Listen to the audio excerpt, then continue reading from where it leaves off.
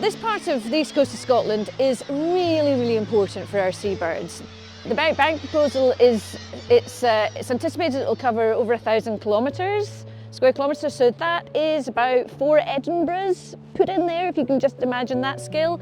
And each turbine, there's over 300 turbines, each of those is about 6 Scott monuments. I mean, if you try and think, I think the Scott monument's huge anyway, but 6 of them, that's really big. And that's the sort of scale we're looking at.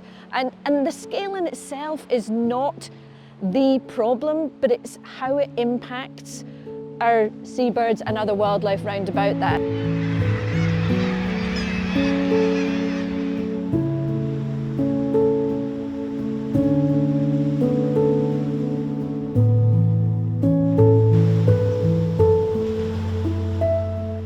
Turbines cause not only collision problems for seabirds, so actually mortality, but it also puts a barrier quite often between where seabirds are breeding and where they're going to feed to get food either for themselves or for their young. So those are the big issues that we're dealing with here.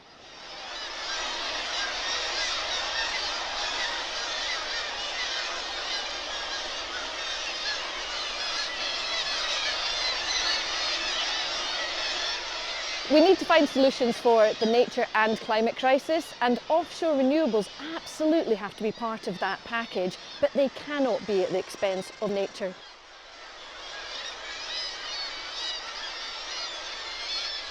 The Firth of Forth is really brilliant for seabirds. It's an internationally important area for seabirds, and it's a combination of the islands, which are safe havens for seabirds to breed on, and some of the coastal cliffs that we have as well, which make it so special. The Scottish Seabird Centre is here to really help people learn about the marine environment and about the importance of seabirds. We also talk to them about the threats and also the actions that they can take, or the actions which are required to protect seabirds for the future. One of the really important seabird colonies that we've got here in the Firth of Forth is the Bass Rock. It is the world's largest northern gannet colony.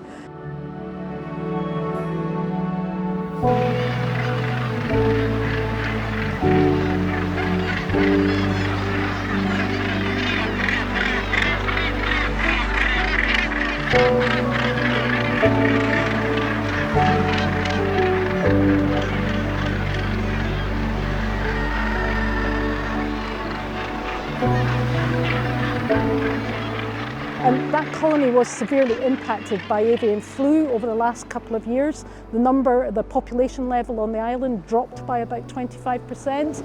And again, the developers haven't taken those reductions in seabird numbers into account in their proposals. And that really does need to happen.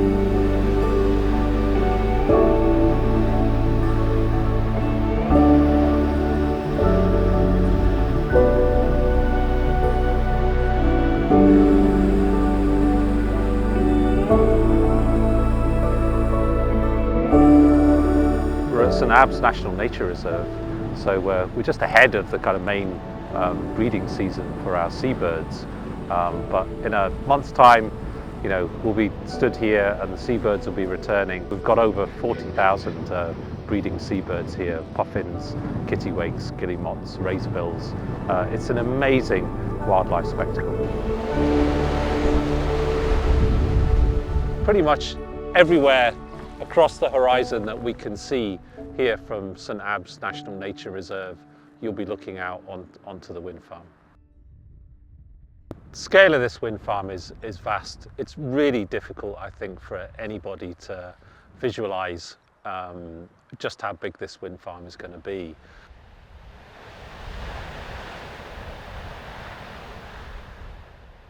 We're concerned for two reasons. So firstly, we're really concerned about the impact that it's going to have on people's experience of this place and of nature. I think it's fundamentally going to alter the character here and alter people's experiences and their perception of nature. So that's one thing that we're really concerned about. And of course the other one is the direct impact that this development potentially has on the population of breeding seabirds here.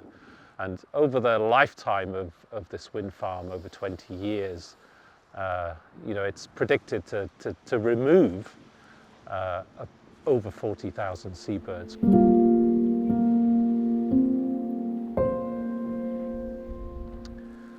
I think there is a danger that we see a kind of irreparable loss of one of the most important places for nature and people in Scotland, whether it's the seals breeding in the winter or the seabirds.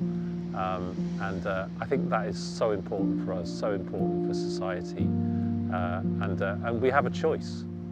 So we have a choice, and I think the choice should be to relocate this wind farm to somewhere which is less damaging.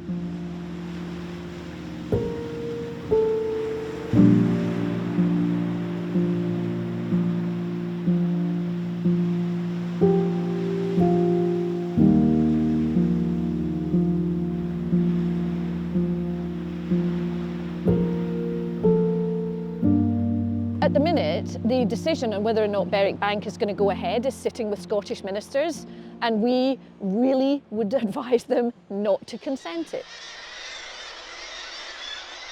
Scotland has declared a twin crisis of climate and nature, and so it's really important that these developments don't add to that nature crisis.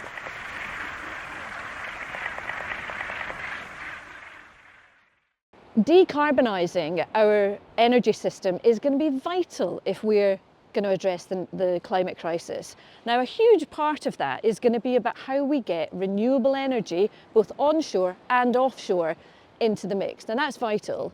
However, what we don't want is for that to be at the expense of our nature.